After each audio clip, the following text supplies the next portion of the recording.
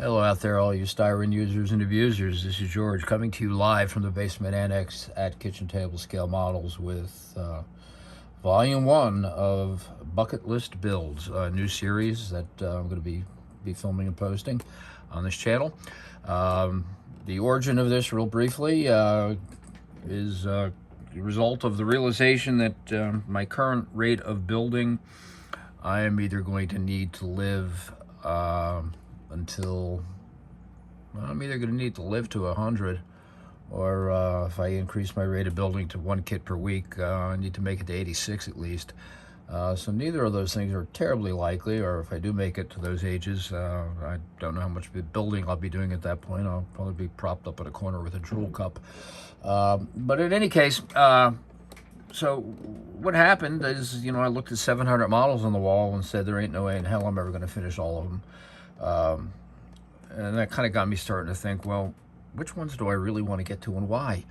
And in no particular order, I decided to jump in and use this as an opportunity, really to share a little spotlight on some of the old, odd, and vintage kits that I have in my collection, and some rare kits, and also work in a few of, although they might not be either old, odd, vintage, or rare, they're kits that for some reason or another, the builds, either because of the subject or the kit itself, is special to me.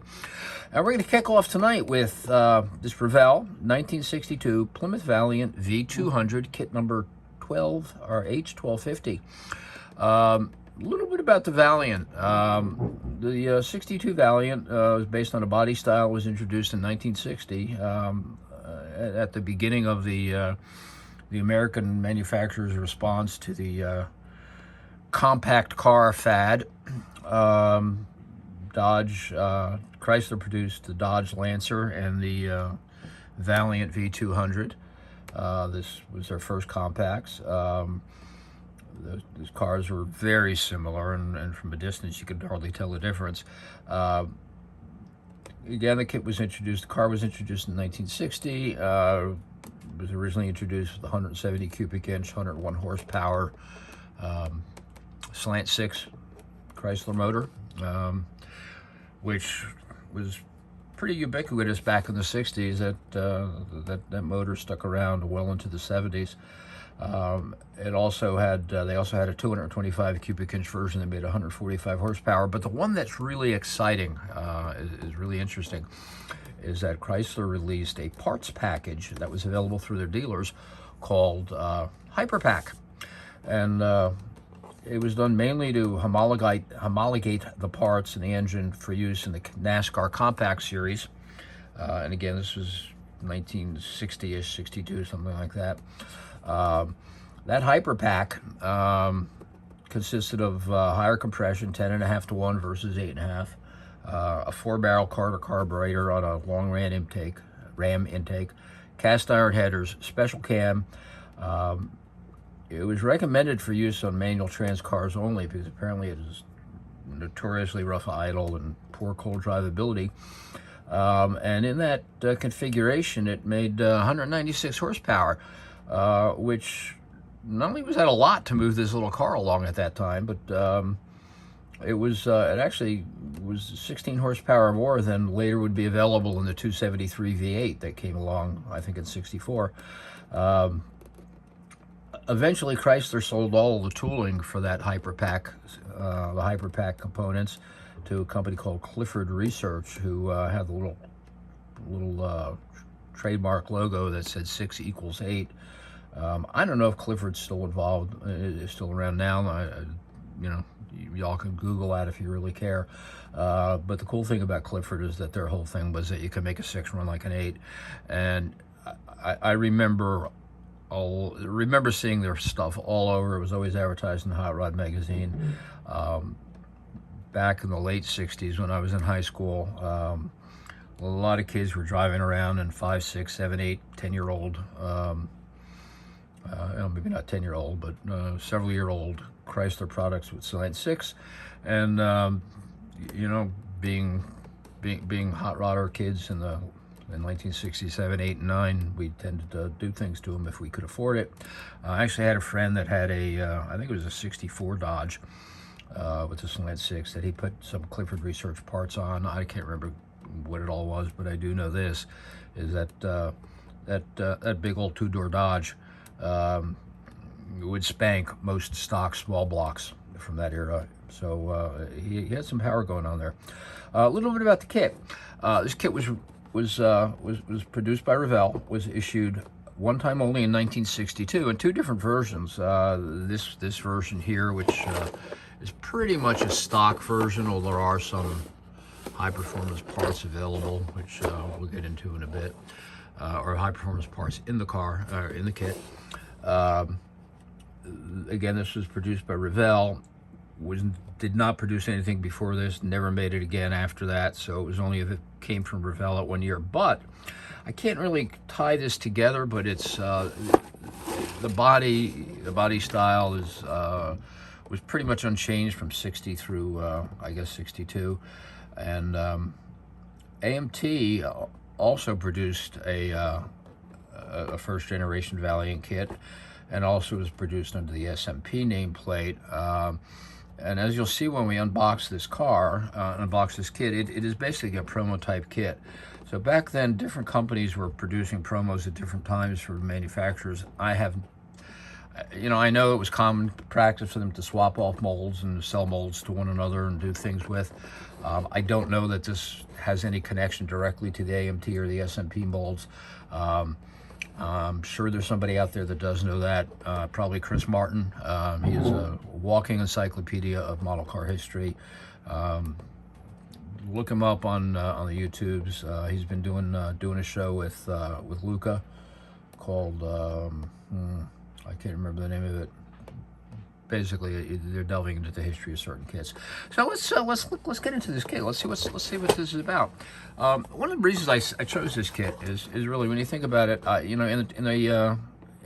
the teaser post I put on my Facebook page and a couple of the other Facebook pages, I said that I'm going to use this as an opportunity to look at old, odd, vintage, and rare kits, and that's the case. And you can't get too much older or more odd or vintage and rare than this thing. So I picked this up off eBay a couple years ago. I think it was about $100. They're still out there today. In fact, I was on eBay today.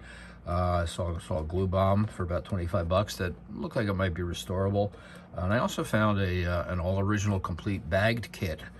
It was in the box. It was open box, but it was bagged and looked to be sealed for 125. So for a kit given this rarity, this oddity, this age, this uniqueness, you decide if that's worth 125 to you. I would love to have two of these kits because I am torn as to how to build it. But enough of that. Let's look at the kit. Start with instructions. Old Revell instructions, some nice history on the car, half of which I just covered. Basically, it looks like it came right out of the dealer brochure. Simple engine. Again, it's a Slant 6. You see how it goes together there. Nothing crazy. These old instructions were so thorough and so detailed.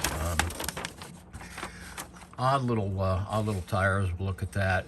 You see he's got working torsion bars, which is kind of interesting. Simple You can either do stock or lowered. I like that. That's fun. And there's the engine going together. You can see it's one step beyond a snap together. It does list some of the high style accessories located in your kit to give your car the real loaded look. Included in this kit is miniature parts department loaded with the optional Mopar accessories and deluxe extras, each one authentic and in scale to give your Valiant your own individual touch, making it the most glamorous in your car collection. I don't know that I'd call a Valiant the most glamorous, but okay. The kit comes to you in one of the authentic factory colors. That kind of hints that it might have been molded in different colors. so your model will be absolutely authentic. Why not drop into your nearest Valiant showroom, see the real car for yourself, so you can paint the interior in authentic colors, or you might want to repaint the entire model in another of the true factory colors you will see at the Valiant showroom. Remember, it's real because it's Revell. Also, a fun little ad. The old timers remember. I mean, we all, you know, even folks relatively recent to the model scene, I'm sure are aware of the big 1/4 scale visible V8 kit that Revell, I think it was Revell originally did, or maybe it was Revell, but Revell also did a visible slant 6 engine, which was, you know, I turned my nose up at that so much when I was a kid because because I had the V8, and you know, V8s are better than 6s. But boy, I would kill to have that kit today. Yeah, so that's it. Here's an application for a Revell Club member, Master Modeler Club. I don't know if there's a copyright on these instructions. I don't see it. Yeah, right there, copyright 1961. So that gives you an idea when this kit came out. Let's take a look at the kit. A couple parts trees. Some of the parts are off this tree, and they've kind of fallen loose into the bag. I don't want to take them out because I don't want to lose them. But a bunch of parts here, intake manifolds and some funky scoops. Yeah, some interesting scoops. Really some nice scoops. Yeah, they're kind of fun. Basic engine, 2 halves, glue together, throw a head on it and a valve cover.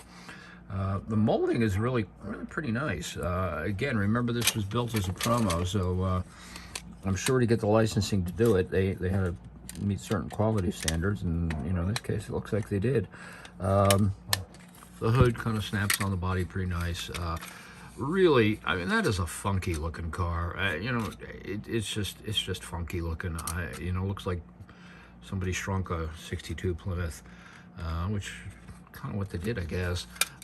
They really were trying to pick up the styling of the full-size car. Body, as you can see, really basic chassis pan. It is stamped with Revell with a 1961 date on it. That looks like it might have been cut into the mold after. So, and this looks, the Revell stamping looks like it could have been original. So, I don't know if it was Revell, if it does have any history back to the AMT kit. The chassis is pretty much garbage. I mean, it's like not even quite a promo chassis. Everything snaps together pretty nicely. Fit looks well. A shallow interior pan, which was common on the promo style kits. But to me, the highlight of this kit is that body. That body is absolutely gorgeous. It is so funky. My challenge with this kit is I don't know how to build it. No, let me rephrase. I don't know what I'm going to do with it. I am torn between wanting to do pretty much a stock replica with maybe a nice set of mags or something, or to go a little bit more crazy with it. And by that I mean I don't know, street machine it, or heck, I've even seen, if you do some researching online for 60 Valiant gassers, there's several out there. I've seen a picture floating around of a silver and black one with slicks, Picro slicks on the back and straight axle on the front, and big old blower or stacks or something sticking through the hood. You know, it's tempting to want to drop a small block Chrysler in here, or heck, even go nuts and put a Hemi or big block. But I'm really enamored with the Slant 6, and I'm really enamored with the concept of a Hyperpack. Now, I don't know if there's a Hyperpack kit out there available, or a Hyperpack engine out there. I think there is, and I'm kind of getting ahead of myself a little bit. Right here, in this magic little box, this is that's the engine block, a 3D printed engine block for a Slant 6. It doesn't look like a Hyperpack kit. It comes with a two 4-barrel manifold, There, you can see a little 2.4 barrel manifold, and there's a piece broken off of it, so that's gonna have to be fixed, or golly, that's in the bottom of that box. Cool little 4 barrel. I think this came from Texas 3D. I don't know if I'm going to use this one or come on, right here, focus. I know you can. Well, I mean, look at this little carburetor. That's cool. I'm thinking of maybe dropping this in there, and or maybe ordering a straight hyperpack motor, and putting pie crusts on it. Maybe swap a chassis from a 69 Dart kit if that fits. I think the Dart wheelbase was a little bit longer, but I think I can probably make it work. Use that Dart chassis from a 68, 69 Dart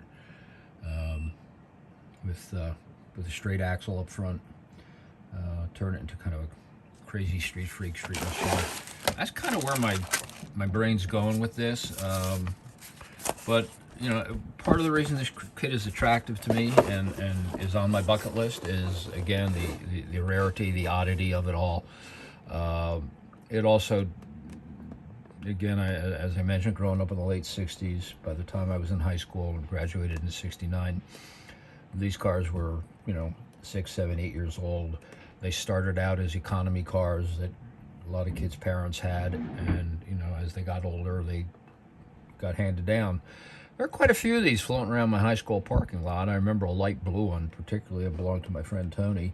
If I remember right, it was the 6. Well, it was the 6, and I don't know if it was the big one or the little one, but 3-speed on the tree, and you know, it just was a funky little car. So I'm gonna have some fun with this. I'm gonna build it one day, and it's on my bucket list.